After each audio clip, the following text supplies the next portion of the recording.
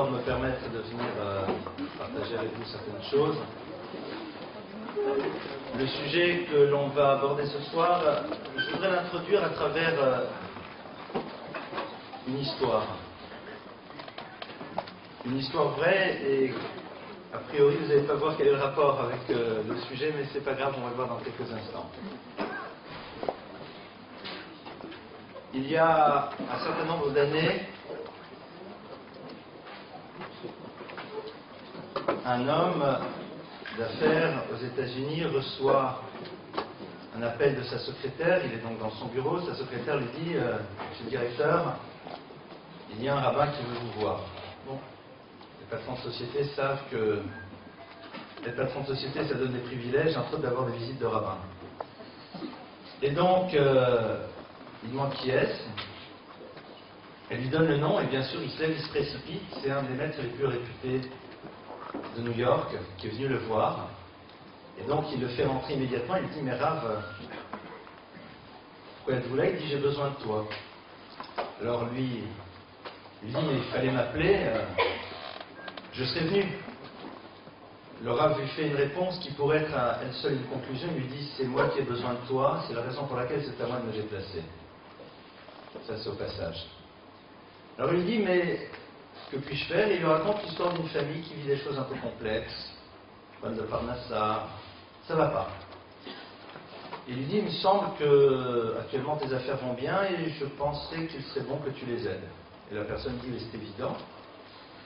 Et le Rav lui dit, eh bien voilà, si tu peux, peut-être tu leur fais un chèque directement pour eux. Et il dit, il n'y a pas de problème. Il sort son chéquier et il inscrit sur le chéquier une somme vraiment respectable. Il demande au Rav, il dit, excusez-moi, vous pouvez me donner juste l'ordre? Et le Rav lui dit, à quel ordre? À l'ordre de ton frère. L'histoire des frères. Quel rapport cette histoire avec le sujet que nous allons aborder maintenant? Cette histoire nous renvoie à la difficulté que nous avons de ne pas voir les problématiques qui sont juste à nos portes. Alors là, il s'agit bien sûr, dans tout ce qui a trait à la relation à l'autre, on connaît cet enseignement du Rabbin Vital, et c'est une parenthèse que je vais fermer immédiatement, bien sûr, qui dit que l'individu sera jugé à l'aune de la capacité qu'il a eu non pas de donner à ceux qui étaient à l'extérieur, mais d'abord à ceux qui étaient juste autour de lui. Je ferme cette parenthèse. Mais cette histoire,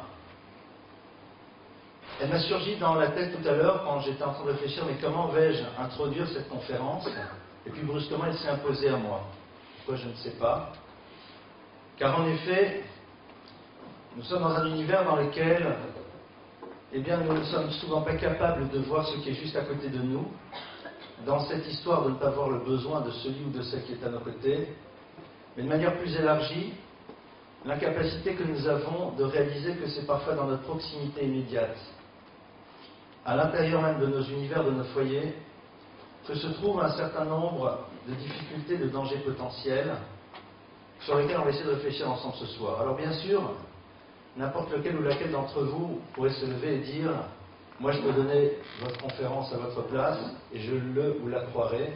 Vous allez sûrement dire que ça pose un problème, qu'il faut faire attention. Bien sûr.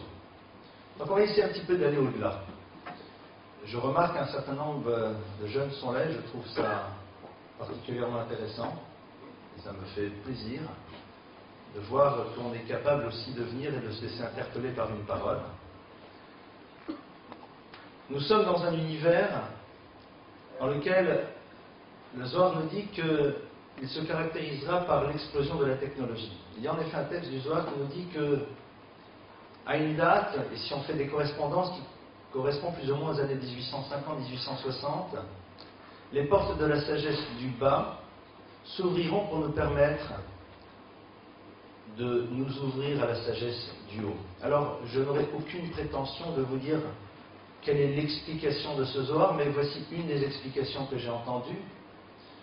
C'est que ces années-là, eh bien, correspondent à l'apparition des premières grandes découvertes scientifiques fondamentales et majeures qui vont créer une forme de spirale extrêmement rapide qui va nous faire passer de l'ère quasi préhistorique à l'ère dans laquelle nous sommes, Dans ces années-là, nous en sommes au balbutiement encore de ce que l'on appelle le cheval de fer.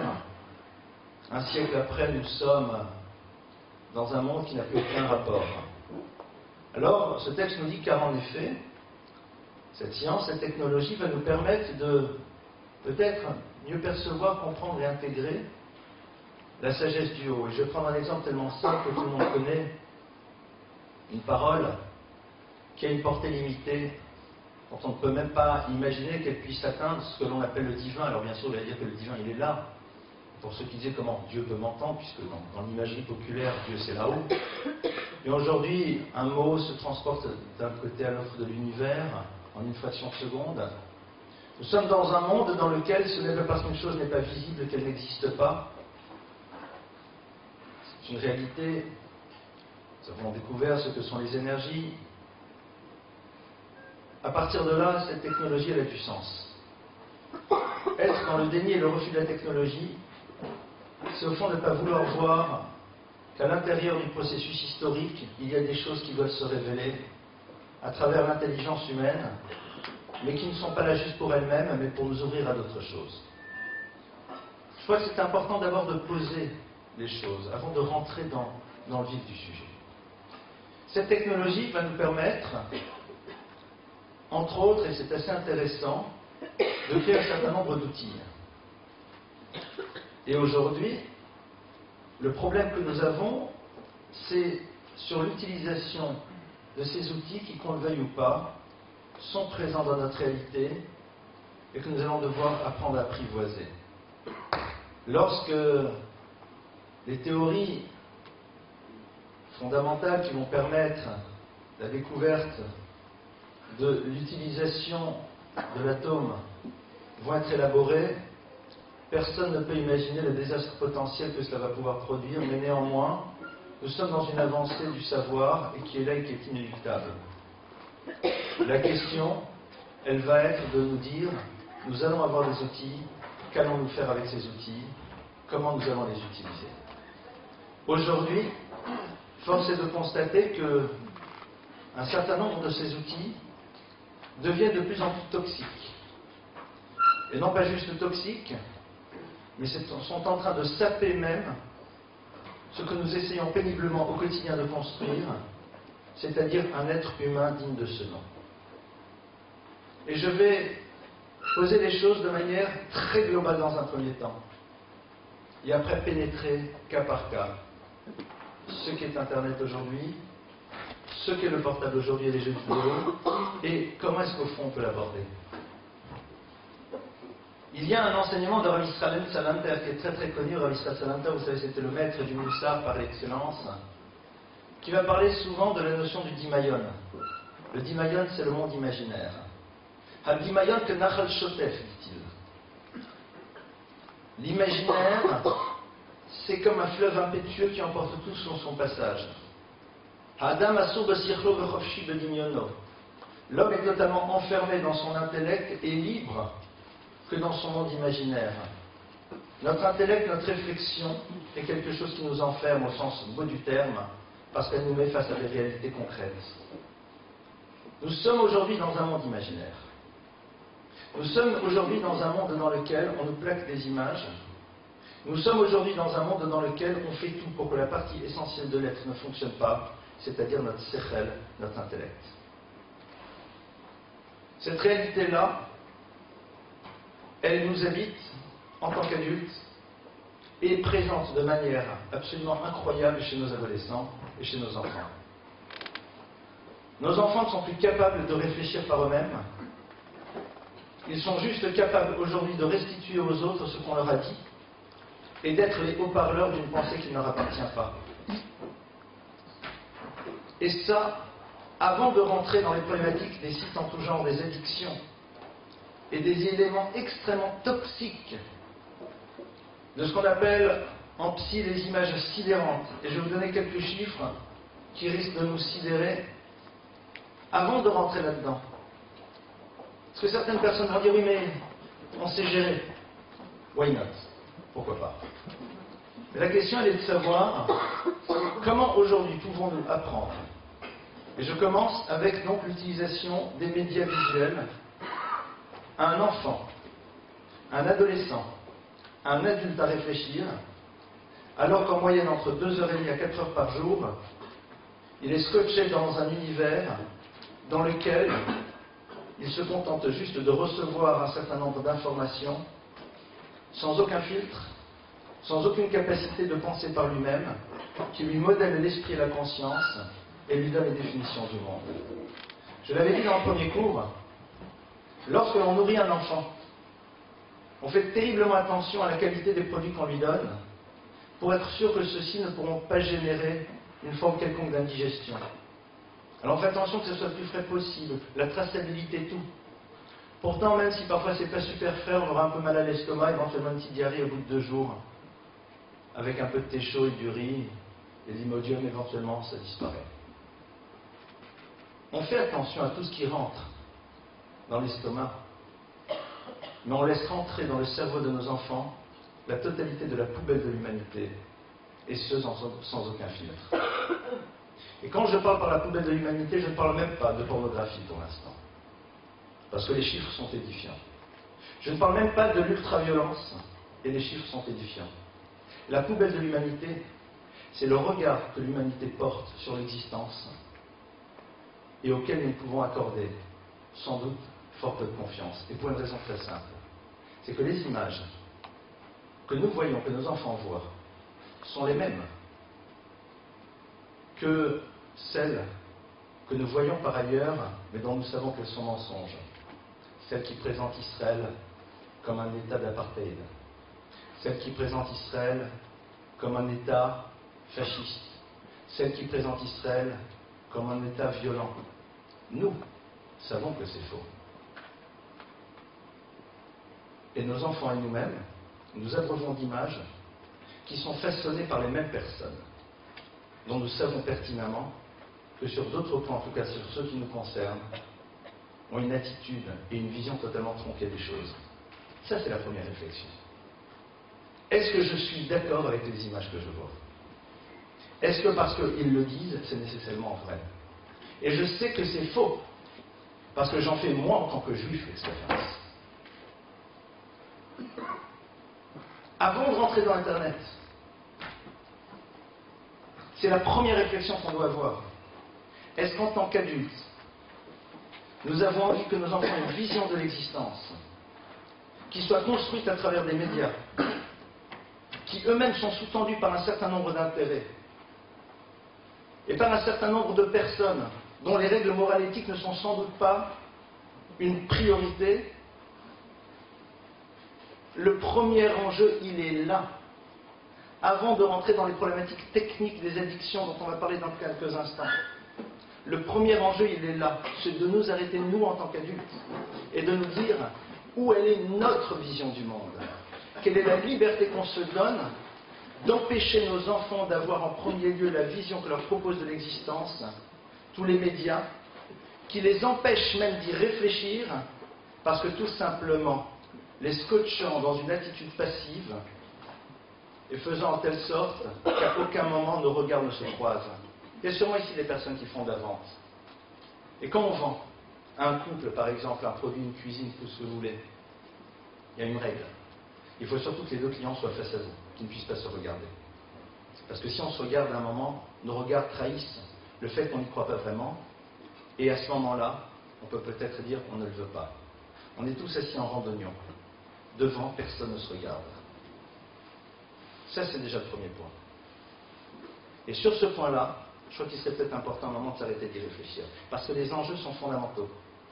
Parce que nous nous arrêtons à la problématique très technique de vont-ils aller sur des sites pas cachers, vont-ils jouer en ligne, vont-ils faire des mauvaises rencontres, vont-ils ceci?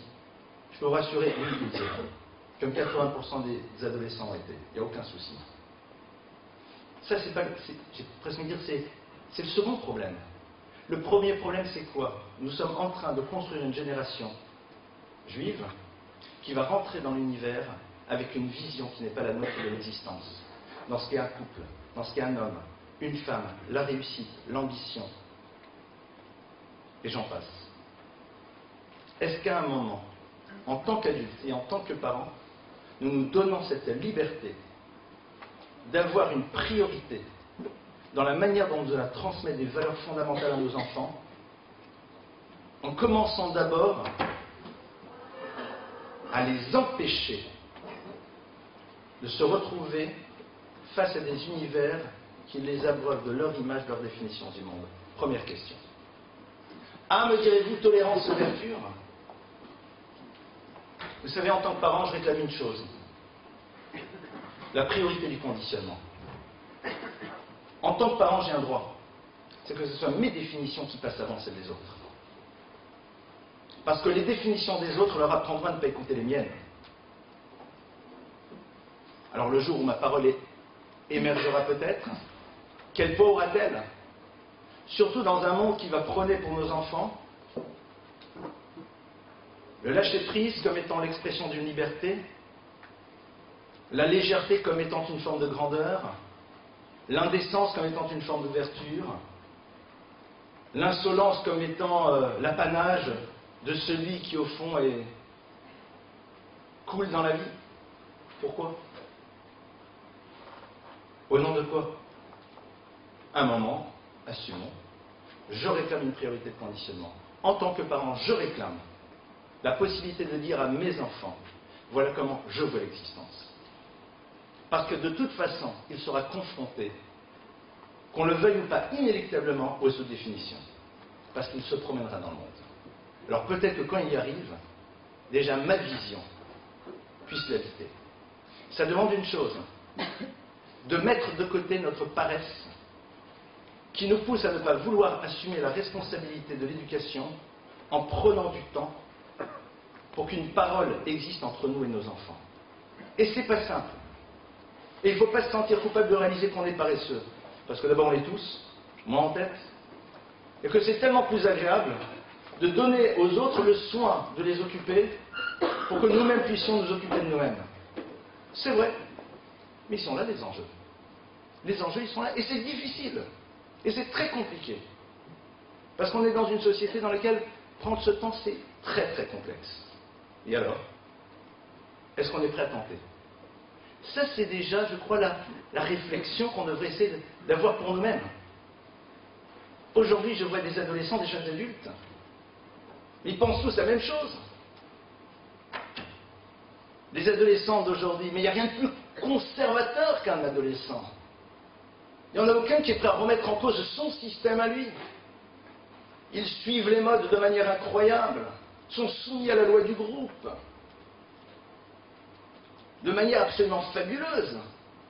Alors, mais comme ils sont différents un peu des autres, parce qu'on est dans des systèmes en parallèle, alors on croit, mais t'es un conservateur, mon frère.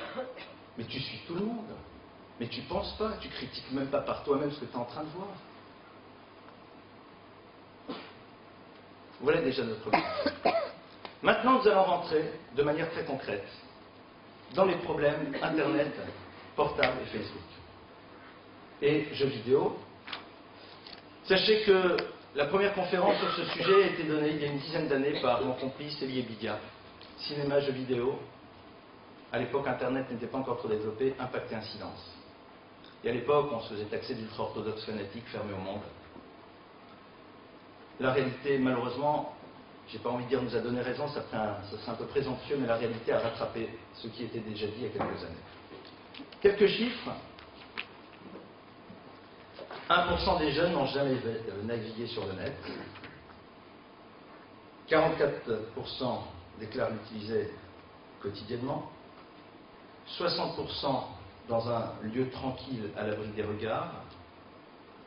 86% des lycéens ont un compte Facebook.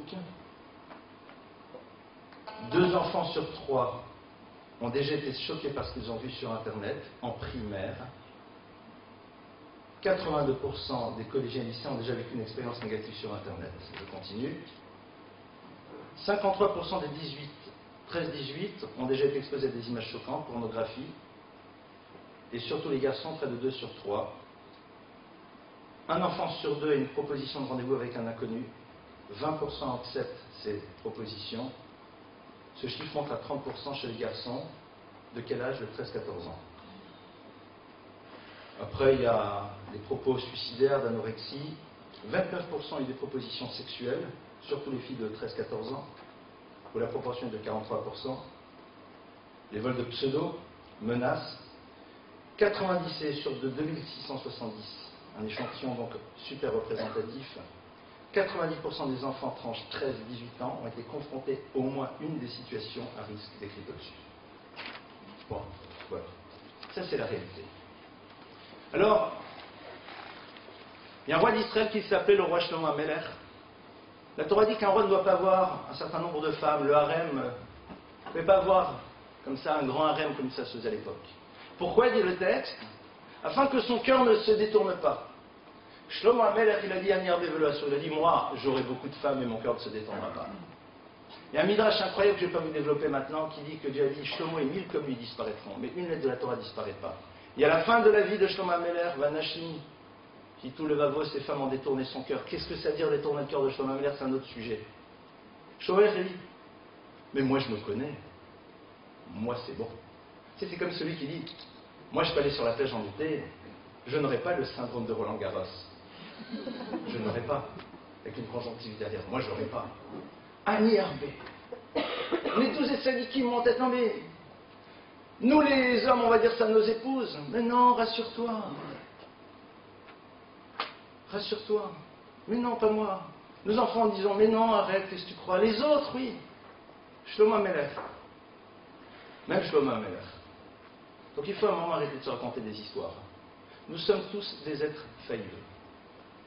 Et personne n'a la certitude de savoir comment il gérera ce que peut Internet, ce qu'Internet peut générer chez lui. Il y a donc plusieurs problématiques. Les premières, les plus simples à aborder, c'est celle de la pornographie, des images violentes, où là, en psy, on appelle ça des images sidérantes. Quand un garçon ou une fille à 13, 14, 15, 16, 17 ans a vu qu'une relation entre un monsieur et une madame, c'est le monde des animaux, les images se laissent des traces. Je ne parle pas des couples dans lesquels on s'imagine qu'à ce moment-là, c'est comme ça que ça doit se passer, et que si ça ne se passe pas comme ça, c'est que sans doute il n'y a rien qui se passe. Je suis désolé, hein, je suis brut de décoffrage parce que malheureusement, les problématiques, on y est plutôt confrontés. Deuxièmement, les images restent. Troisièmement, et c'est là le point que je vais aborder, on est dans des problèmes d'addiction. Les addictions, un certain nombre d'images, qui font qu'on est exactement dans les mêmes problèmes que l'on a vis-à-vis de la drogue, que l'on a vis-à-vis du jeu. J'intervenais récemment dans un colloque avec le professeur Lovenstein, qui est en France un des grands spécialistes en addictologie, et avec lequel on travaillait un petit peu sur les addictions à Internet, et plus particulièrement dans ces domaines-là. Je peux raconter des histoires qui vont vous faire tomber par terre. Ceux qui deviennent addicts ne sont pas des rechaïm, ce n'est pas des êtres mauvais, ce n'est pas des pourritures. Ils sont dans un problème d'addiction qui est un problème psy. C'est-à-dire, il y a un phénomène presque chimique qui se met en place, qui fait que tension, désir, focalisation, quand vous observez quelqu'un qui est dans un état d'addiction par rapport à Internet ou à ce genre de choses, il est là, l'univers qui est autour de lui n'existe pas. C'est pas nécessairement, pardonnez-moi le mot un peu fort, une pourriture, pas du tout. Mais c'est un système qui s'est mis en place. Vous savez, c'est comme les fumeurs, à qui on dit, j'ai une pilule, une fois que tu l'auras avalée, tu n'auras plus envie de fumer. Et il va vous dire, je ne sais pas si j'ai plus envie de ne plus avoir plus envie. Si je ne sais pas si j'ai envie de ne plus avoir envie. Parce que le système s'est mis en place. Et ça, on en a de plus en plus. On a ça dans les problèmes de pornographie, pas trop dans les problèmes de violence, dans les problèmes de jeu, et surtout dans les problèmes de jeu en ligne. Aujourd'hui, les thérapeutes qui se spécialisent là-dedans, dans ce qui est le domaine du jeu, peuvent encore faire un travail en pénétrant l'univers des jeux avec les enfants qui sont addicts, et au fur et à mesure, à leur côté, en leur permettant de s'en extraire. Dans les autres univers, c'est beaucoup plus complexe, parce que ça peut générer par derrière des états mini-dépressifs, parce qu'il y a des véritables manques. Donc ça, à quel moment on devient addict, personne ne peut vous le dire. Là-dessus, cette réalité, elle est là. On ne peut pas faire confiance à quelqu'un lorsqu'il se retrouve face à une chose pareille. C'est pas parce que c'est quelqu'un de mauvais c'est parce que c'est un être humain fait de chair et de sang. Rabbi Elia Lopian, le Lev Eliaou, un jour un de ses élèves lui a dit qu'il allait assister à un mariage et le maître, qui avait 80 ans à l'époque, lui a dit « Et le mariage là-bas, c'est quelle ambiance ?» Et là, t'es des danseuses orientales. Il dit « Oui, c'est vrai que c'est une ambiance un peu ultra light, comme on dit aujourd'hui, mais moi je resterai avec ma famille et puis moi de toute façon, ça ira. » Rabbi Elia Lopian lui a dit « Moi j'ai 80 ans, et à cette époque, il voyait déjà très mal d'un de ses deux yeux. Et dit quand je sors dans la rue et que je me rapproche des univers comme Tel Aviv et tout, je tremble. Pour ne pas me retrouver dans des situations dans lesquelles je sais qu'il y a des images qui, une fois qu'elles s'imprègnent dans la rétine et qu'elles restent dans le cerveau, il faut du temps pour s'en sortir.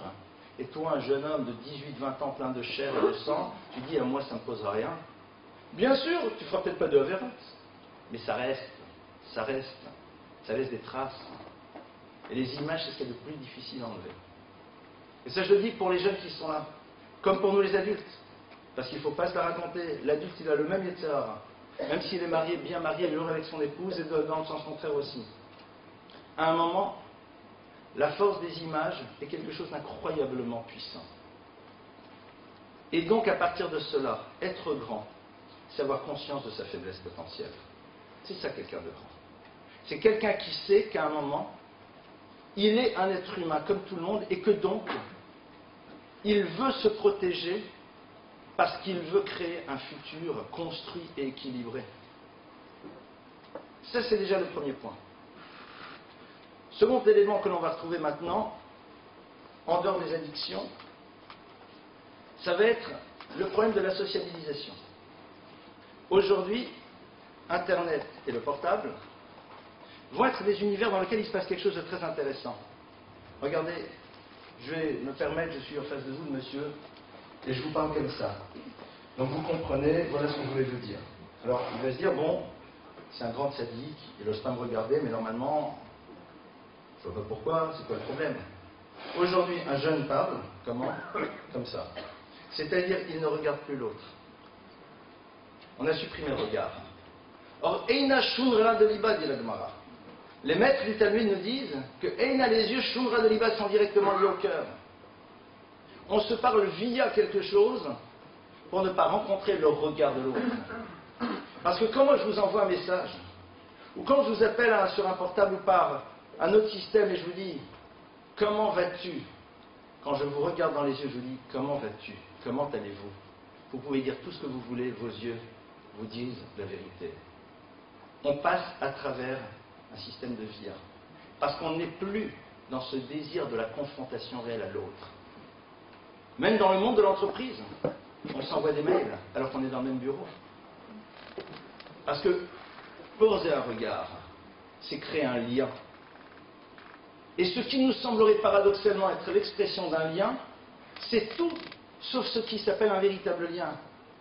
Nous avons trahi nos jeunes.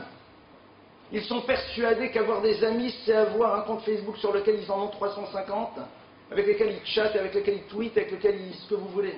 Mais c'est pas ça une relation d'amitié. Et nous, on le sait encore, Joseph, dans le monde de l'adulte. Nos amitiés, elles ne se sont pas construites à travers des conversations via des portables, des SMS, mais à travers une confrontation avec l'autre, à travers des expériences qu'on a vécues dans la forêt, dans des balades, dans des choses comme ça. C'est comme ça, vous allez dire, ah ça va, je joue scout des années 50, oui, en effet. En effet. Sans aucun problème, et je l'assume. Aujourd'hui,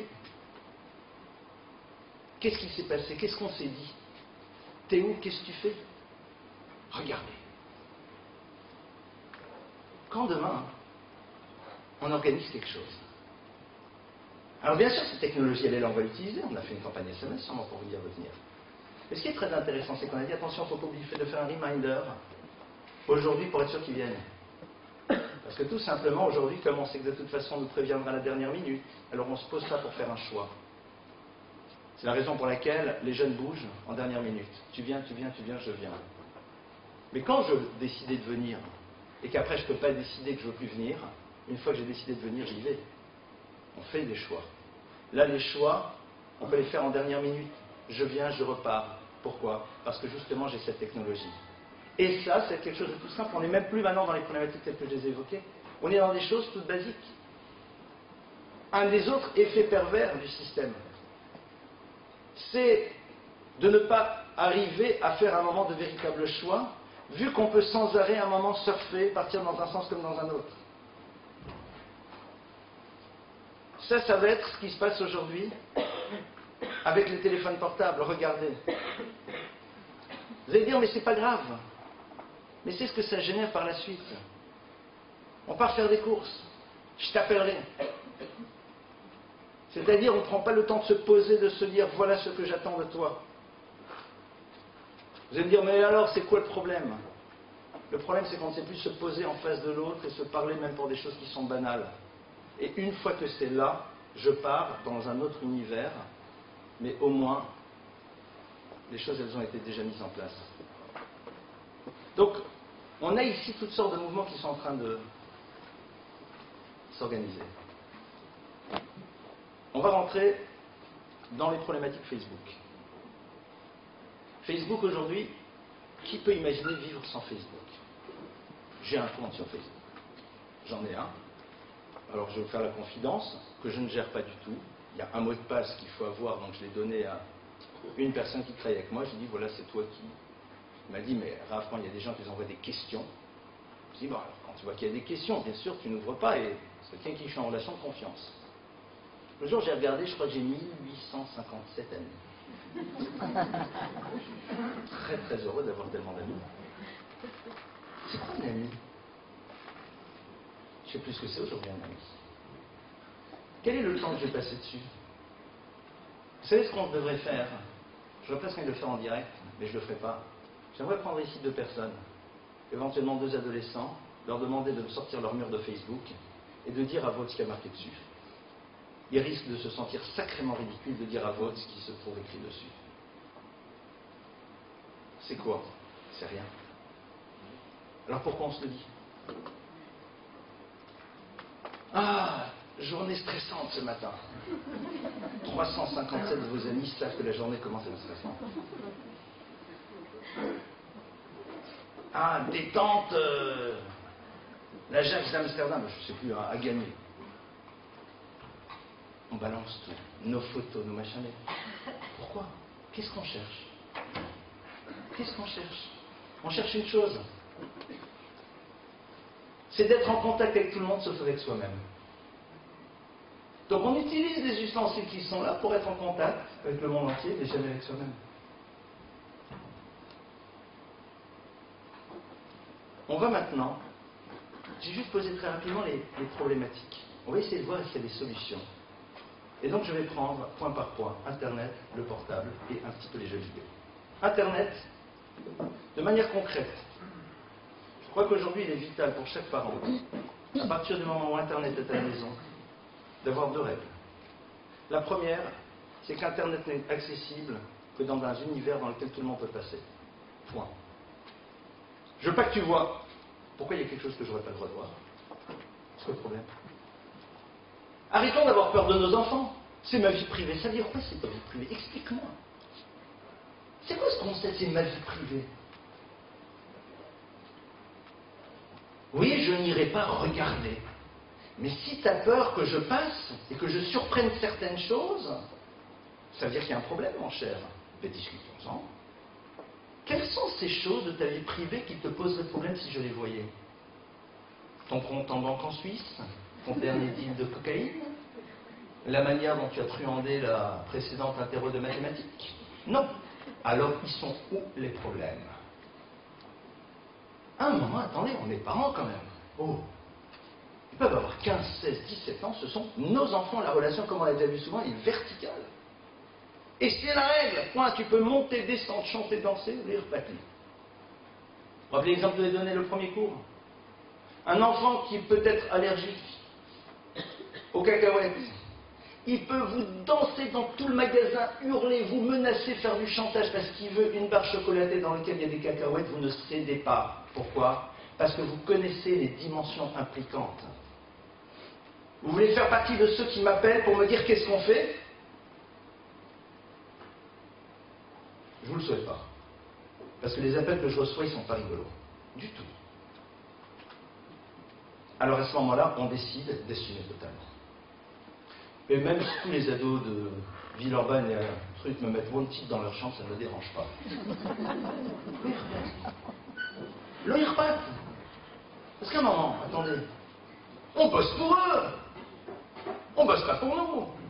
Moi, un ado, je vais lui dire, mais mon cher, mais si je travaillais pour moi, je te laisse faire ce que tu veux, comme ça, détente. Au contraire, je m'installe dans la chambre, comme ça, tu rentres à la maison, c'est quand un ado il rentre à la maison, c'est à une chose, c'est 2 claquements de porte, celle de l'entrée, celle de sa chambre. Et après, t'es tranquille, je te fais peut-être avec un petit stage, je te livre les sandwichs. Tranquille, détente. Après, on est là entre nous et tout. Je me bats pas pour moi, je me bats pour toi. Parce que je t'aime. Parce que je suis pas fou. Ouais, mais arrête. Oui, c'est ça notre rôle de parent. Alors bien sûr, je vous fais confiance pour savoir le présenter autrement. Mais à un moment, il y a des règles. Et les règles, on n'y déroge pas. Ça, c'est la première chose. On n'y déroge pas. On ne peut pas y déroger. Une fois que ça s'est posé, à un moment, il faut décider si Internet c'est un outil ou pas. C'est un outil. Aujourd'hui, force est de constater que c'est un outil. Alors, je vous donne des trucs tout bêtes. Comment est-ce qu'on se protège, nous les adultes, de notre Yeti Serrara, l'abominable Yeti Serrara? Comment est-ce qu'on fait? Comment est-ce qu'on fait? Il y a des trucs tout bêtes. Moi, je connais des personnes, c'est leur épouse qui ont leur code d'accès, ils ne les connaissent pas. Comme ça, quand ils vont sur Internet, il faut que madame ouvre. Ou alors, il y a un autre système. Il y a des logiciels aujourd'hui qui font que toutes les pages que l'on ouvre, elles sont transférées automatiquement chez quelqu'un d'autre. Comme ça, même si j'ai une attaque massive de mon Yeti en vain à 3h du matin, je vous assure, je vais assister. Parce que j'ai pas envie que demain on voit ce que j'ai ouvert. Ça, c'est se donner les moyens, parce que, attendez, on est des êtres humains faits de chair et de sang. Si nous, les adultes, on sait très bien comment c'est compliqué, et combien ça casse des problèmes de couple, etc. Alors que je dis, la plupart du temps, c'est même pas un problème de gens qui sont pas bien. C'est un problème, on s'est fait avoir comme des bleus. Alors, imaginez un ado, le pauvre. Moi, je dis aux ados, je vous plains. Moi, aujourd'hui, j'aurais été à votre époque, mais je ne sais pas comment j'aurais géré le dossier. Je ne sais pas comment j'aurais fait. Donc ça, c'est la première règle. Deuxième règle, c'est un outil. Ça sert à quoi? Alors, si c'est pour travailler les devoirs et tout, on peut très bien dire que si on n'en a pas à la maison, c'est nécessaire d'en avoir et qu'il y a un CDI dans l'école, et que les recherches qui doivent se faire sur Internet, elles peuvent être dans ce cadre. Je suis sûr qu'à mon avis, si la proposition était faite, elle serait acceptée. Aucun problème. C'est pour chercher, pas de problème, il y a un cadre. Maintenant, c'est pour quoi? Pourquoi? Non, mais mes copains, pourquoi tu as besoin de leur parler? Tu les as vus toute la journée. Mais je fais ce que je veux. D'abord, tu fais pas ce que tu veux, parce que dans la vie, personne ne fait ce qu'il veut. Et deuxièmement, j'aimerais que tu réfléchisses pour toi, pas pour moi, j'ai pas besoin de ta réponse. Et tu peux réfléchir, pourquoi quand je rentre à la maison, j'ai besoin d'être en contact avec ceux que j'ai vus toute la journée? Pourquoi j'en ai besoin? Alors pourquoi? Parce que le groupe m'oblige à le faire. Ah, tu es soumis à un groupe. Il faut juste aider nos ados à réfléchir, sans leur dire c'est pas bien, mais pourquoi tu as besoin sans arrêt d'être en contact? C'est quoi? Ça correspond à quoi? C'est quoi cette angoisse que tu as besoin de combler avec la présence virtuelle sans arrêt des autres? Il faut les aider à réfléchir et à s'observer dans leur mode de fonctionnement. Pourquoi tu as besoin sans arrêt de consulter, de regarder? T'es médecin urgentiste? T'es rave urgentiste? Non. Si tu ne le sais pas en temps réel, et moi je le vois, même pour moi. Je reçois mes mails là-dessus, mais je me suis dit l'autre jour, c'est la folie. À l'époque, mes mails, je les recevais au bureau. Et je dormais à la maison. Dans un état de traumatisme profond, je ne sais pas quels sont les mails qu'on m'a envoyés. La redoute. Je ne sais pas. Vous imaginez un petit peu quelle angoisse, le matin on se lève, on arrive au bureau en courant. Ah, je peux les lire. On est tombé dans le système, mon tête, hein. Donc à un moment on dit, oh, on se calme. Et donc on va les aider. On va les aider parce que c'est très compliqué. Donc on n'est même pas ici dans le problème des sites à 2 francs 50, on est juste 1, 2. Donc pourquoi qu'est-ce que tu cherches? Qu'est-ce que tu y cherches? Qu'est-ce que tu veux y trouver? Et c'est là où on va commencer à réfléchir. Alors qu'est-ce que les ados font aujourd'hui? Ils téléchargent la musique. Ils téléchargent les films. Vous avez vu les ados aujourd'hui avec les MP, je ne sais plus combien dans les oreilles? Comment ça marche un ado aujourd'hui comme ça? Il ne peut plus tourner la tête. À tel point que les ostéopathes aujourd'hui voient une pathologie du MP3. Je ne sais pas. Il y a une pathologie qu'on retrouve au niveau même des vertèbres et tout.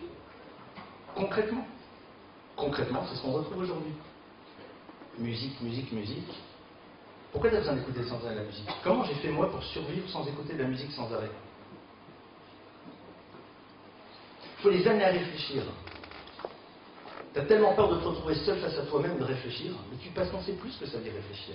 C'est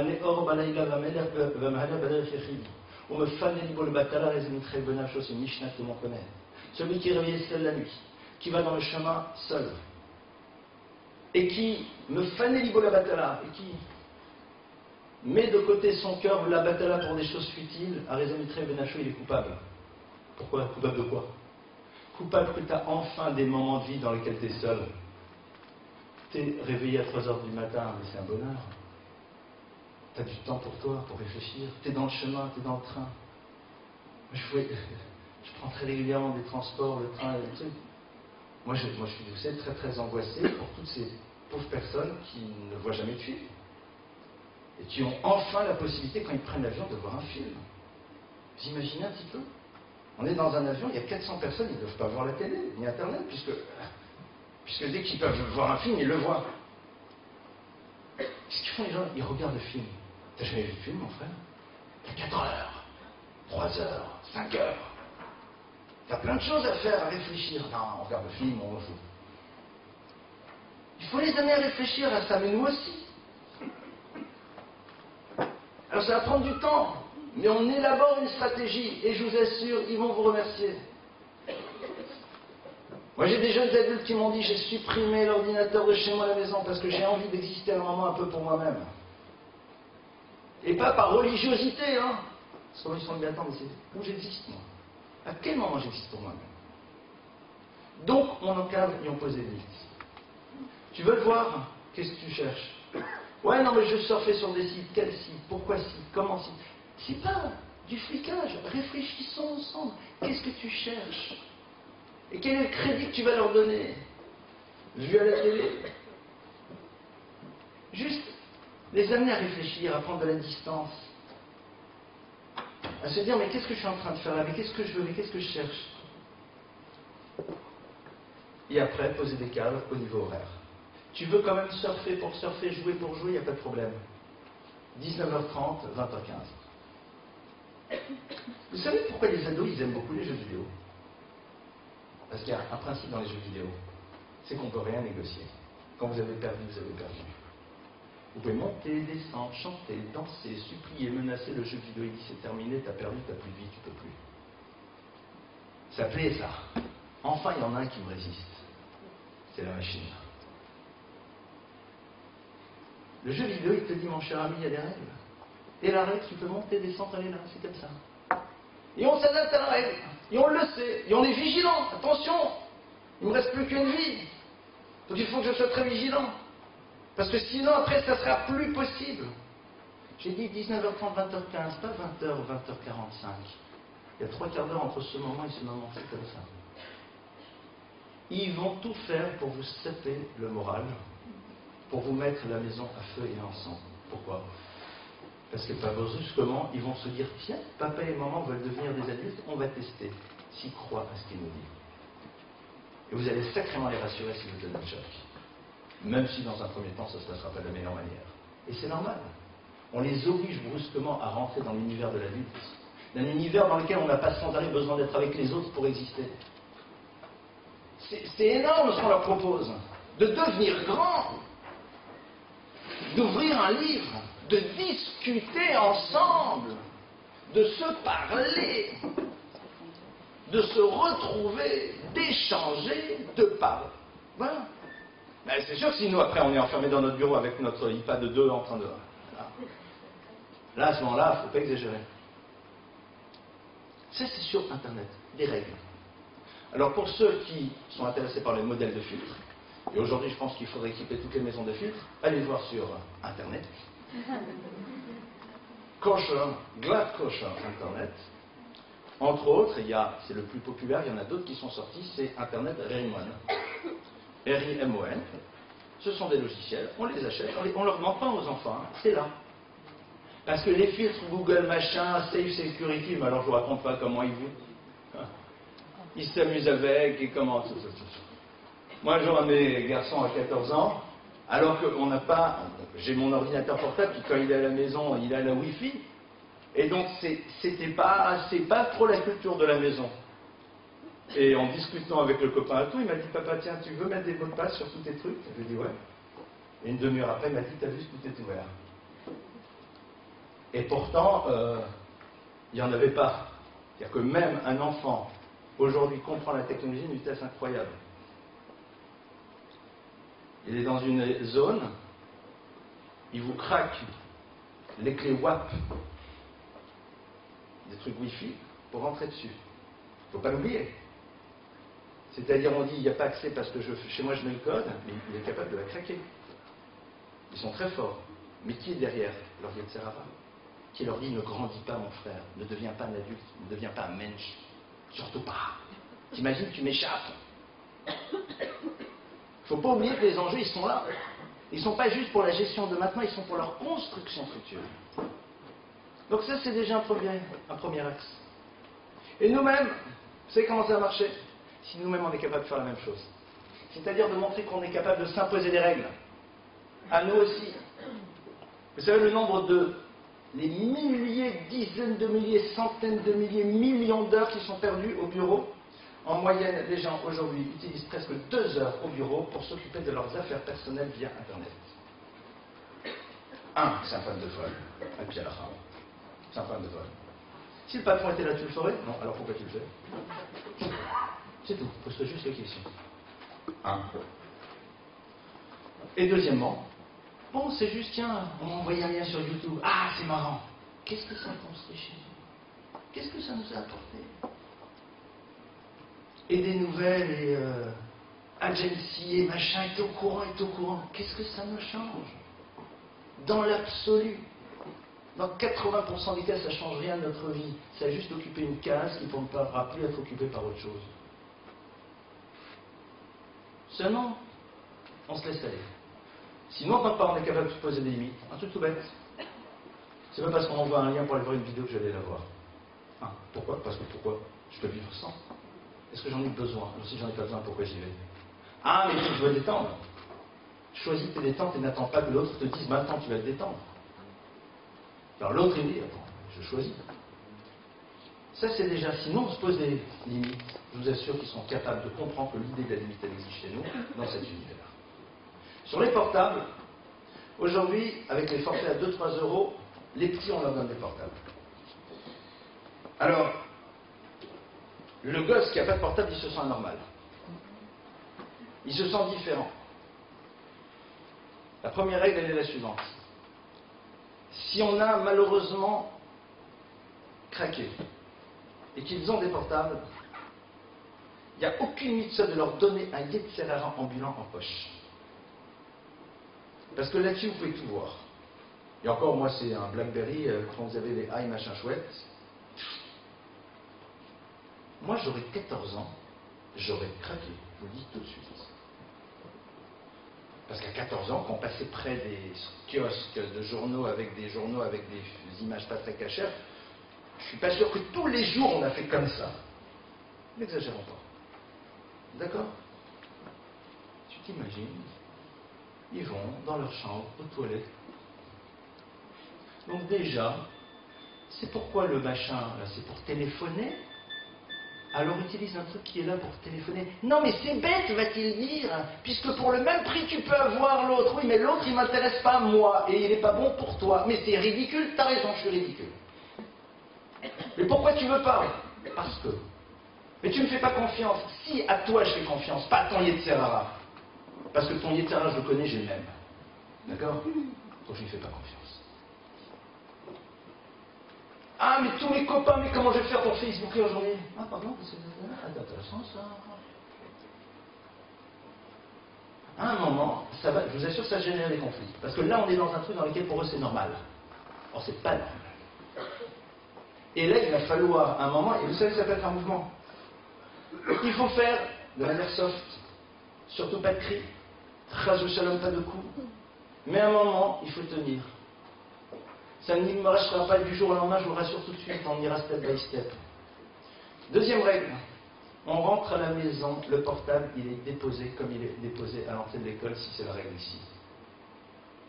Pourquoi? Parce qu'une fois qu'on est à la maison, on est à la maison. On n'est pas, t'as même pas tes copains chez nous, à la maison. T'as envie de les avoir, tu les invites, le simha rabba, viens les faire venir. Oui, mais j'ai des trucs à leur dire, il n'y a pas de problème. C'est comme à l'époque, on avait juste le combiné de téléphone. Tu veux utiliser ton portable parce que quelqu'un d'autre utilise, il n'y a pas de problème, pendant une demi-heure, 3/4 d'heure, t'appelles. Pourquoi? Pour soi-disant les devoirs. Je connais le dossier. Ok. Après, ce qui est sûr, c'est que quand on va dormir, le portable, il n'est pas dans la chambre des enfants. C'est ce qui se passe la nuit. Quand nous, on dort tranquillement, dans les bras de Morphée, en train de rêver. Mais il y a des petits... Ça s'agite, hein? Ça s'envoie des messages. Et c'est normal. Pourquoi pas le faire? Moi, j'aurais fait. Alors, on les aide. On leur dit, le portable, il dort dans notre chambre. Comme ça, personne ne viendra te le voler chez nous. Ah, tu vas voir mes messages? Je l'avais dit une fois, vous vous rappelez? Y aurait-il un problème que je vois tes messages? Pourquoi ce serait un problème au fond si je les voyais? Tu peux m'expliquer? Ce serait intéressant. Et certaines personnes, elles n'ont jamais traîné leur portable. J'aimerais comprendre pourquoi. Le portable est là, quelqu'un le prend, tombe et commence à ouvrir. Il va remarquer qu'il y a des messages qui te sont destinés, c'est tout. Et ça s'arrête là. Ça, c'est des règles qu'on peut, sans aucun problème, imposer. Et même si on n'arrive pas à imposer que quand ils sont à la maison, il n'y en a pas, au moins aux heures du repas. Au moins pendant les devoirs. Parce qu'ils font les devoirs en parallèle. Facebook, machin. Comment tu veux te concentrer? Tu es sur 3 trucs à la fois. Ça, c'est ce qu'on appelle le principe de la règle. Et là-dessus, on ne déroge pas. On ne déroge pas. C'est évident que s'ils n'ont pas encore eu, on ne leur donne pas. Et arrêtons de mettre de côté et d'intégrer ces idées qu'ils en ont besoin, parce que vous comprenez, les pauvres, si demain il y a un problème, mais c'est la meilleure manière d'escroquer tout le monde. Vous n'avez pas vu sans doute ces affiches qui ont été rapidement retirées de la circulation d'un film qui s'appelle, je crois, Infidèle. L'affiche un peu à vomir, mais dans lequel le portable est là pour que monsieur téléphone à madame pendant qu'il joue au monde des animaux. On rentre dans un tunnel, ça va couper. Et autre truc, j'espère que c'est pas arrivé jusqu'à Lyon, à Paris, ils les ont retirés. Le portable, ça sert à quoi dire? Ouais, on est avec Abraham, on fait des maths. Ah, bien sûr. Il n'y a pas de GPS intégré encore. C'est la meilleure manière de rassurer en racontant des cracks. Ah, mais s'il est en retard, on va évacuer nos angoisses et considérer qu'un enfant qui est en retard, c'est parce que le métro a du retard, et non pas parce qu'il y a une équipe qui est venue de Zambie inférieure, kidnappée, parce qu'on est devenu super millionnaire au loto. Ah, mais s'il y a un problème, il peut nous appeler. Quel problème? Une agression? Que ça n'arrive jamais de se rattacher à ma personne. Et si c'est ça? Vous voyez le gosse? Excuse-moi un instant, tu m'agresses et j'appelle ma mère. Le dernier cas d'agression d'adolescent que j'ai dû gérer, c'est une agression pour un portable. C'est un peu ennuyeux, quoi.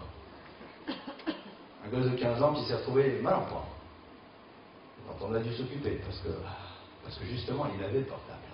Et celui-là, il plaisait bien à d'autres.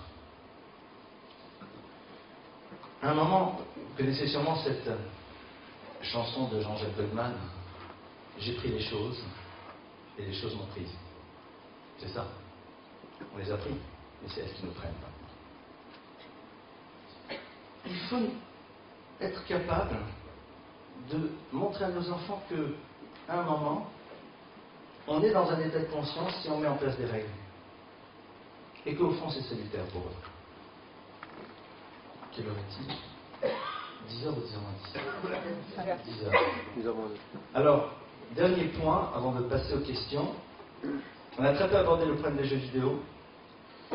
Les jeux vidéo aujourd'hui se jouent surtout en réseau et en ligne, énormément. On a les... Alors bon, je ne connais plus, parce que ça évolue sans arrêt.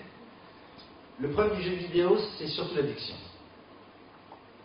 Donc dès que vous voyez qu'un enfant commence à faire plus d'une demi-heure de suite un jeu vidéo, pardonnez-moi, vous arrêtez. Parce que sinon, il rentre dans un système. Un jeu, on peut rester dessus une demi-heure, pas plus. Si on reste plus d'une demi-heure, on est rentré dans un système. C'est-à-dire ça peut être 35 minutes, comme 25 minutes, comme 42 minutes, ok, c'est terminé. Je considère qu'à partir d'une demi-heure, ça y est, c'est terminé, next. C'est vrai que les jeux vidéo empêchent quoi? Mais de s'asseoir ensemble par terre et de jouer au Monopoly. Ensemble. C'est dommage. On est ensemble. Ensemble. On joue ensemble. On est ensemble. Ensemble. On joue ensemble. Et ça, c'est le genre de choses qui peuvent être très intéressantes. Parce que si on leur donne du remplacement aux enfants, je vous assure qu'ils apprécieront. Ils diront, oh, c'est vieux, je ne vais pas jouer avec toi. Ils rêvent que de ça, de jouer avec nous, leurs parents. Jouer ensemble, c'est top. Pas juste avec son petit bout de chou. Regardez aujourd'hui, une maman qui amène son enfant au jardin, on a l'impression que c'est une promeneuse qui est payée, puisque dès le moment où elle a lâché l'enfant, elle est là avec ses copines. Bon, très bien. Il paye combien, papa, pour m'amener au soir? Enfin, c'est sûrement pas votre cas, mais vous en voyez d'autres. Déjà, à cet âge-là, ils ont besoin qu'on soit avec eux, pas derrière en train de les protéger, mais de jouer, de courir. Idem pour ça. Le jeu, c'est un univers de socialisation extraordinaire au niveau de la famille. Parce que là, les enfants peuvent me battre. C'est top. Ça, c'est bien. Là, j'ai gagné papa. Là, j'ai gagné maman, j'ai réussi à avoir plus d'hôtels dans le Monopoly ou dans les nouveaux jeux, comme vous voulez. C'est très intéressant. Parce que c'est ça les souvenirs qu'ils gardent. Ils ne garderont pas les souvenirs. Ouais, tu te rappelles, hein, quand la soirée là, on était sur Facebook, ouais, et puis on avait échangé 17 messages, et on avait dit, ouais, c'est de folie, hein, la prochaine pizzeria qu'on va faire. Par contre, ce qui s'est passé entre nous, ça on s'en rappelle. Regardez aujourd'hui les gens au restaurant. Ils sont l'un en face de l'autre, ils sont comme ça. Donc le jeu, qui est un lien social, c'est une manière de créer le contact les uns avec les autres. Il faut le réintroduire. Le jeu vidéo, c'est l'enfant face à quelque chose duquel il devient captif. Alors il existe, Mazel Tov. Mais attention, il y a un principe. Tu poses des limites. Et les limites, elles sont dans le temps, parce qu'il faut faire extrêmement attention. Au bout d'un moment, je ne vais pas maintenant vous faire un cours là-dessus, parce que ça serait relativement technique, mais il y a des processus qui se mettent en place qui font que les enfants, lorsqu'ils commencent à accrocher un jeu vidéo, rentrent dans de véritables addictions, et à partir de là, rentrent dans cette spirale. Je vais juste conclure, ce n'est pas une conclusion, mais avant de passer à vos questions, avec une question que je vais vous poser. Quel est l'événement qui concerne le portable marquant qui s'est passé la semaine dernière? Vous ne le savez pas? Vous ne savez pas que la semaine dernière, il y a eu en France, en Europe et dans le monde, la journée internationale sans portable. Et c'est amusant, celle-là, personne ne peut croire.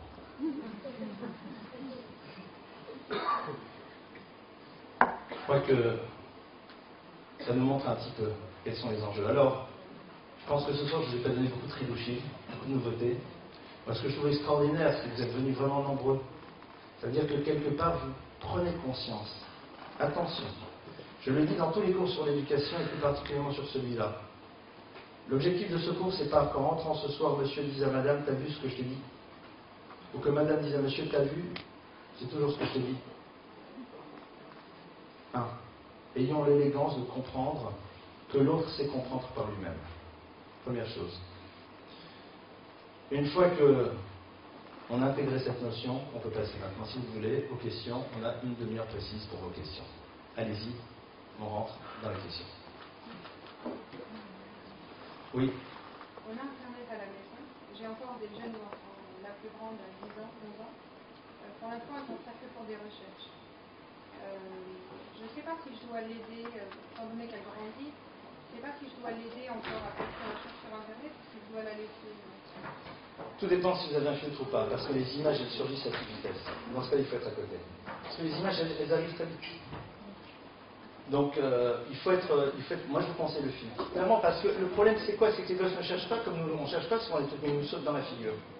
Aujourd'hui, les moteurs de recherche et les systèmes qui sont mis en place sur Internet sont devenus redoutablement efficaces.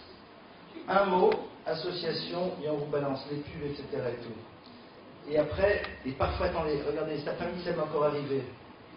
Alors je me suis retrouvé, c'est marrant, j'en ai parlé sur le site de la Redoute. Je suis incapable de vous dire comment ça s'est passé. J'étais mais complètement dans un autre univers. Je travaillais sur un article. À un moment, on m'a demandé de chercher, j'avais besoin d'une référence. L'OIODA, pourquoi la référence, c'est devenu le site de la Redoute? Je ne sais pas. Alors sans doute ma souris a fait un dérapage incontrôlé, mais ça existe. Donc c'est pour cela que là-dessus, il faut rester à côté. C'est clair qu'il faut rester à côté. Pardon? Même si ça peut l'aider quand même dans l'outil internet quand même, c'est sûr que ça se développe, c'est sûr que c'est dangereux comme vous l'avez dit, mais ça se développe énormément, ils vont en avoir de plus en plus besoin. Ils vont en avoir de plus en plus besoin. Je ne sais pas si véritablement ça les construit. Regardez aujourd'hui, quand en classe de première, les garçons et les filles doivent faire des TPE. Les TPE aujourd'hui, ce sont des successions de copier-coller. C'est pas super. Il ne faut pas l'oublier, hein. Ce sont des copier-coller, essentiellement. Il est où le travail de construction, de structuration? Après, le seul travail qu'ils font, c'est de la mise en forme. Donc, l'outil Internet qui peut être intéressant. Donc, les aider à chercher ce qu'ils ont besoin des infos. Et attention, vous avez des sites qui vous donnent des infos, mais qui sont complètement fantaisistes. Et comment vous allez savoir, vous? Comment vous allez savoir? C'est-à-dire qu'on a même en plus aujourd'hui, le problème c'est que quand on fait la recherche d'infos, regardez. Un enfant qui fait par exemple un TPE sur le nucléaire. Donc il cherche un nucléaire et tout. Il suffit qu'il tombe sur un site vert écolo bien hard. La vision qu'il aura du nucléaire sera conditionnée par quelque chose qui est totalement dogmatique. Lui tout, il va faire le limoud, tiens c'est marrant là. Non, il va vous dire ça, il va dire ah tu sais le nucléaire, et là c'est pas grave. Mais ça peut être sur d'autres choses. Donc c'est pour cela que je ne parle même pas de l'Internet comme lieu de diffusion de nouvelles qui sont fausses, de rumeurs, de trucs, de la chamara, de méchanceté, de tout. Je parle même pas de ça. Ça, on n'en parle même pas. L'Internet qui a quand même entraîné des suicides d'adolescents en Angleterre et plus d'un, avec des campagnes orchestrées contre eux. Tout ça, je n'ai même pas parlé. Mais ça existe aussi. Voilà, donc je crois que la seule chose, c'est que vous êtes là. En tout cas, c'est ce que nous, à la maison, on fait. Alors, à un moment... je ne reste pas planté derrière, mais vous savez, c'est comme quand on surveille le lait dans les fermes. C'est Nirnas de Yotse. On rentre et on sort. Et puis on se penche et on regarde. Et puis à un moment, on va dire, qu'est-ce que ça fait ce truc-là? Et hop, voilà. Autre question. Le filtre, alors, vous avez Rimon. Entre autres, Internet Rimon. Il faut voir, mais si vous regardez sur Kosher.net, il y a eu un article d'ailleurs qui est apparu dans Kuntras. Dans l'avant-dernier contrat sur ça, ils ont mis au point des outils en Israël. Le Ramatikio Solomon, qui est le mashgiar de l'Yeshiva de l'Eikoud, est en train de lancer une campagne internationale qui va démarrer des États-Unis pour que toutes les familles juives aient un filtre dans leurs ordinateurs. Parce que dire qu'il n'y aura plus pas Internet à la maison, on peut encore, mais ça va devenir de plus en plus compliqué. On peut encore, mais au moins qu'on s'installe des filtres. À un moment. Voilà, donc ça va, c'est sûr que ça va aller en se développant, clairement. Oui, autre question. Oui, madame. Mon fils est addict aux jeux vidéo. Oui. Donc, j'essaye au maximum de lui supprimer l'accès à son ordinateur. Le problème, c'est que le jeu vidéo, j'ai l'impression, c'est son seul lien social avec d'autres jeunes. C'est-à-dire qu'il n'a pas l'ordinateur, mais il appelle un copain, va faire progresser son compte. Il va parler avec un autre uniquement de ce sujet. Et je ne sais pas comment le sortir de cette spirale. Il a quel âge? Il a 18 ans. Alors dans ce cas-là, je suis très clair, il faut aller maintenant, c'est avec des spécialistes que ça se joue. Parce que c'est à un moment, c'est l'introduction dans un univers presque parallèle. Et c'est ce que je voulais expliquer tout à l'heure. Sachez que la majeure partie des gens qui se retrouvent dans des jeux vidéo, dans des choses comme ça, ne sont pas des gens mauvais, méchants, pas bien. Hein. C'est très important de le savoir. C'est tout simplement, on est tombé dans un truc et une fois qu'on est dedans, c'est difficile d'en sortir. Si il vous parle encore parce qu'il n'est pas dans le stade de rester 6 heures, 8 heures en train de... Il y a encore des choses à faire. Il n'y a pas son ordinateur. Voilà. Donc ça, c'est déjà énorme. C'est déjà énorme. S'il réussit à savoir gérer cette frustration de ne pas l'avoir, c'est énorme. Mais on peut les aider relativement. Aujourd'hui, il y a de plus en plus de thérapeutes qui sont en train d'apprendre les techniques, comment aider un jeune à s'en sortir. Et ça, c'est vraiment des techniques particulières, mais je pense qu'à Lyon, il doit y avoir ça. Et ici, quand même, à Lyon, un des grands, je pense, un des maîtres dans toutes les problématiques adolescentes, c'est Revol, qui est donc lui, je crois que pour avoir un rendez-vous, il faut, à mon avis, 1 an ou 2 ans. C'est vraiment quelqu'un d'assez exceptionnel, mais je suis sûr qu'il y a d'autres personnes ici qui peuvent faire ce travail. Après, il y a des groupes qui peuvent se faire autour de ça. Oui. Autre question? Oui.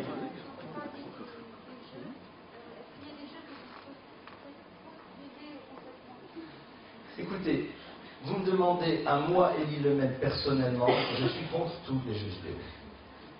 Pour une raison très simple. C'est que les jeux vidéo sont des univers dans lesquels la plupart du temps il y a une forme de solitude. Et dans lesquels il n'y a pas de construction réelle. Donc la dimension structurante du jeu, le jeu JEU pour construire le jeu JE, d'accord, elle n'existe pas dans les jeux vidéo. Maintenant, dès qu'il y a de la violence, c'est à proscrire. Pourquoi? Parce qu'aujourd'hui, un adolescent ou un enfant, pour lui, la violence ne pose plus de problème. Voir quelqu'un souffrir, ça lui fait pas mal. Pourquoi? Parce qu'il était habitué aux images. Il y a une forme d'anesthésie des sentiments à travers un certain nombre de jeux qui, au passage, demandent parfois à cultiver certaines stratégies dans lesquelles, vous savez, c'est un petit peu le maillon faible. C'est très, très fin. C'est-à-dire, c'est en faisant trébucher les autres que je vais gagner. C'est pas très beau, hein, dans la vie de fonctionner comme ça. Donc c'est pour ça que je suis pour limiter, mais ultra limiter l'accès aux jeux vidéo, parce que la dimension de construction et de structuration n'existe pas. À côté de ça, si les enfants l'ont vu, rassurez-vous, ils grandiront. Hein. Mais le problème, c'est à quoi ça sert de rentrer et qu'après on rentre dans une spirale. Alors de temps à autre, ils vont en faire un pendant une demi-heure, nous. Mais l'idée, c'est la régularité. L'idée, c'est le rythme. L'idée, c'est la normalité. Et ça, non. Ça, clairement, ça doit être. En tout cas, voilà, ça, c'est mon opinion. Alors, que n'a pas du tout à partager. Oui. Les nouveaux jeux vidéo, on joue tous ensemble, comme la Wii et tout comme ça. Les jeux vidéo pseudo-familiaux. Les jeux vidéo pseudo-familiaux. Vous savez, ce qui serait amusant, c'est qu'au moment où on joue à ces pseudo-jeux familiaux, on se prenne en vidéo, nous, en train de faire ces jeux-là. Ça doit être assez amusant à s'observer. C'est toujours le problème de la porte qui s'ouvre, parce que pourquoi est-ce qu'ils l'ont fait d'après vous? Parce qu'à un moment, ils se sont rendus compte que la famille allait réclamer son dû. Et si la famille réclame son dû en jouant en jeu de loi, au niveau des bénéfices des compagnies, ça n'ira pas. Donc on invente un concept qui crée une forme de... L'idée, c'est de ne pas pénétrer cet univers. Parce que ne pas y être n'est pas un manque. C'est ça qu'il faut bien comprendre. C'est pas un manque, ça ne nous manque pas. Ça ne manque pas. Regardez des enfants qui n'ont pas Facebook, qui n'ont pas de vidéo. Si à la maison il y a une atmosphère, il y a des parents, il y a... Ça ne manque pas de ne pas voir des jeux vidéo.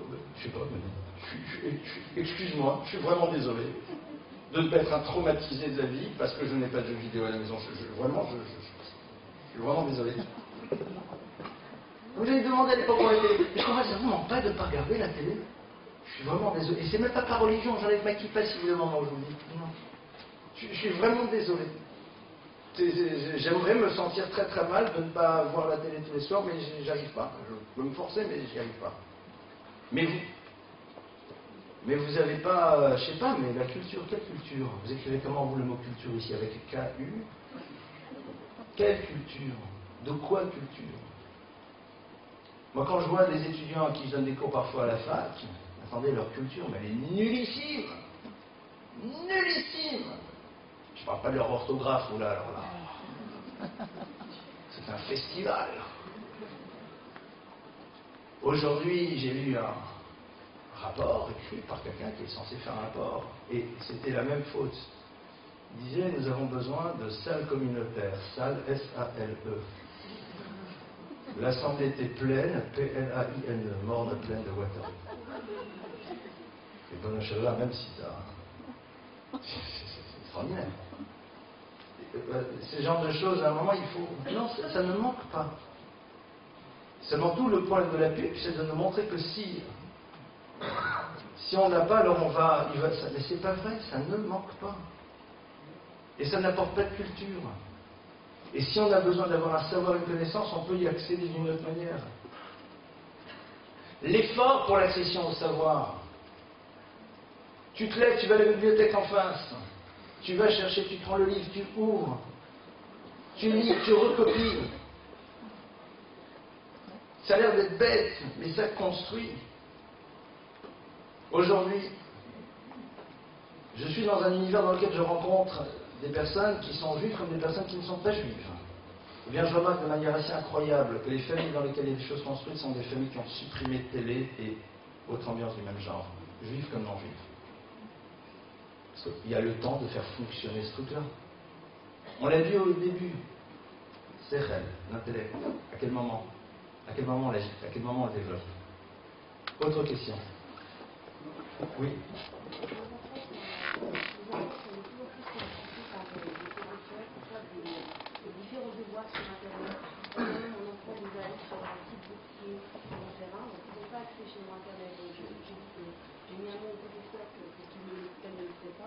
Mais c'est vrai que ça me rend vraiment une problématique parce que les enfants sont différents de tous les autres. Alors, j'entends. Les enfants qui n'ont pas Internet à la maison, je crois, et là je me tourne à droite vers le directeur, je pense qu'il y aurait lieu peut-être, en effet, de décider, après c'est à l'école qui décide quand même, hein, de dire voilà, ben, il y a un CDI, il y a un accès avec les filtres et tout, et bien en effet, et imaginez que quand un prof va demander un devoir d'Internet, qu'on soit au courant, et qu'en effet, les enfants puissent aller faire leurs recherches ou faire les choses là-bas. Et à un moment, poser les limites. Je crois qu'une école, à un moment, peut poser les limites. Parce qu'il y a certaines choses qui sont une nécessité technique d'aller chercher. Il faut chercher des documents. Bon, ben, il faut les chercher quelque part. Et puis après, il y a apprendre à jouer avec l'outil. Je ne suis pas sûr que c'est la responsabilité d'un enseignant ou d'une école que d'initier nos enfants à l'utilisation d'Internet, parce que si on pense que s'ils ne l'ont pas, cette initiation, ils n'y arriveront pas par la suite, je vous détrompe, ils y arriveront très vite. C'est pas très compliqué. Si on n'a pas envie que nos enfants aillent même ici de nous, parce qu'on ne peut pas leur donner cette habitude d'aller sur Internet.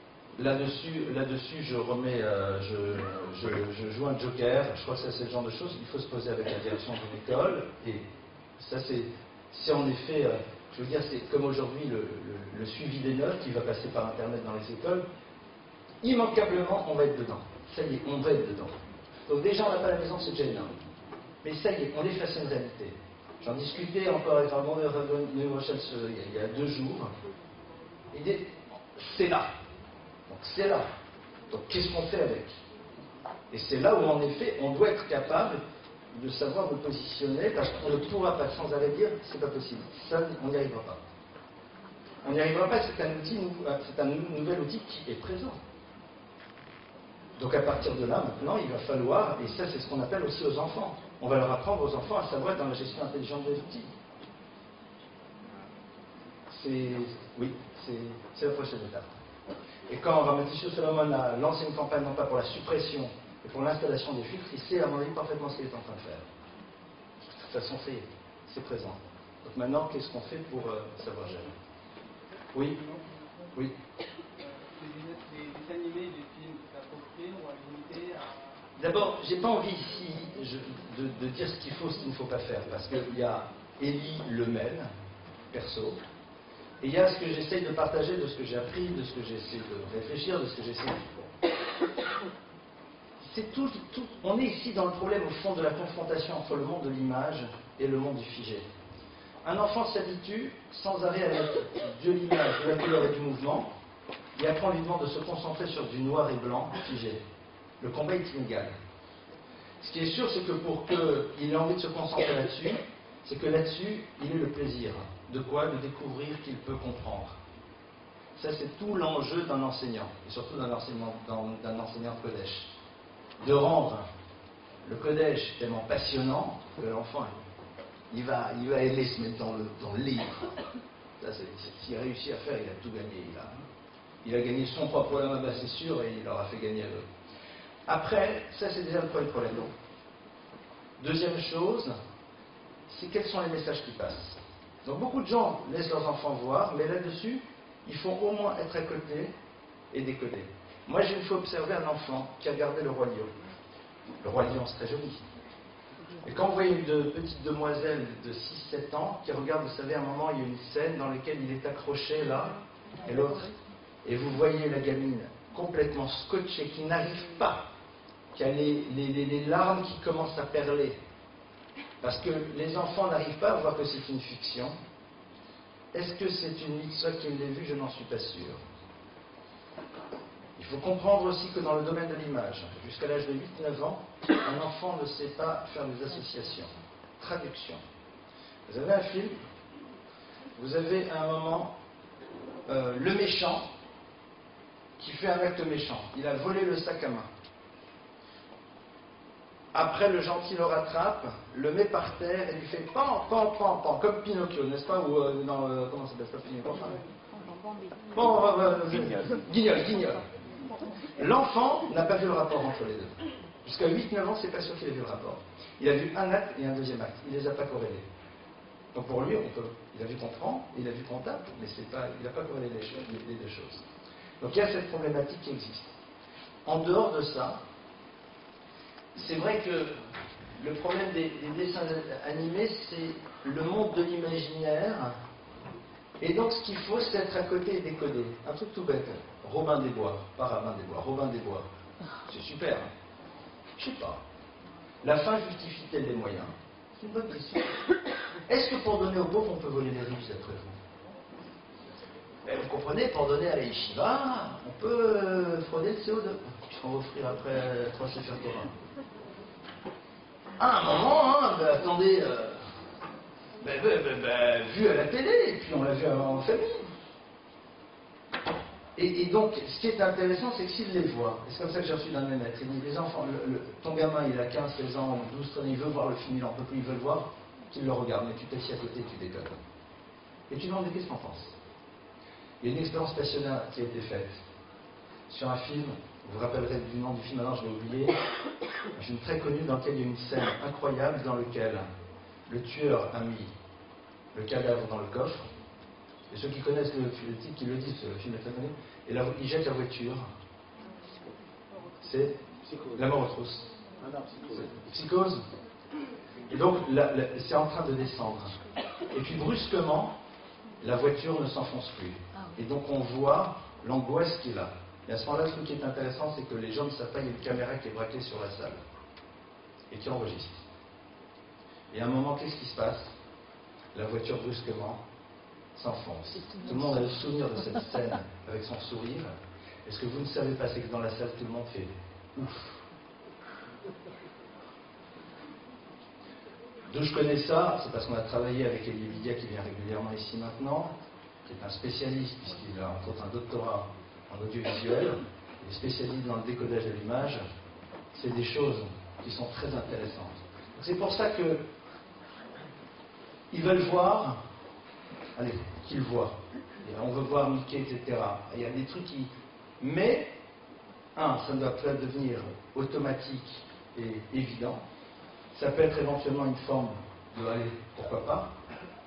Et soyez à côté pour faire votre commentaire de texte, au passage.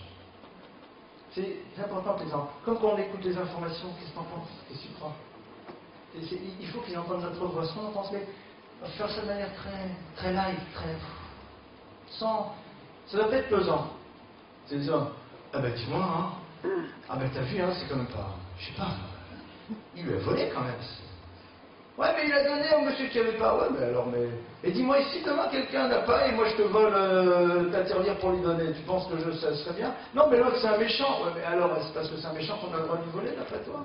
Voilà, toi, vous les avez ouverts. C'est tout. Rien que ça, c'est amplement suffisant. Voilà. Il y a 2-3 mots. On a ouvert. Donc c'est pour ça que je ne peux pas dire c'est complètement non, c'est complètement oui. Après, chacun fait comme il veut dans son histoire. Voilà les points de vigilance à avoir. Quels sont les points qui doivent nourrir notre réflexion? C'est tout. C'est-à-dire, ça doit nourrir notre réflexion. Et puis après, on décide de faire. Il faut aussi faire pour ce genre de choses, il faut aussi faire preuve d'une certaine souplesse. C'est-à-dire, à un moment, on les voit, ils regardent. Bon, ben, on regarde avec. Et puis, après, on dit, allez, venez, on va sortir. Il faut aussi une certaine forme de souplesse, pas que ça soit trop rigide et trop pesant. Parce que sinon, en fait, pour eux, ça va devenir l'objet de tous les désirs. Voilà, donc moi, je vous donne juste quelques indications à intégrer, et puis après, on gère avec ça. Autre question? Oui, monsieur. Pardon? Oui. Oui, complètement. Bonne remarque.